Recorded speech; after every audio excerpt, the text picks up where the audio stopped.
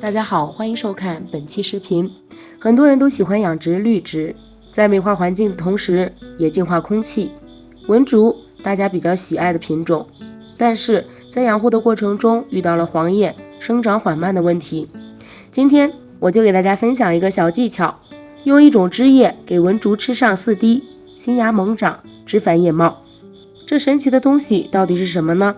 其实就是柳树的枝叶。大家一定会问为什么？很简单，因为柳树的体内含有一种叫做水杨酸的物质，这种酸对于文竹这种植物来说就是生长激素，它对根系生长、发芽都具有极强的促进作用，并且它还有抑制细菌增生的作用。接下来我就告诉大家如何提取它。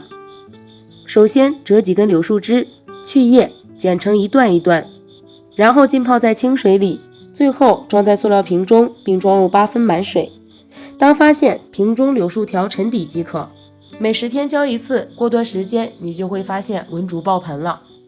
好了，本期视频就到这里，喜欢的朋友记得点赞、收藏，我们下期再见。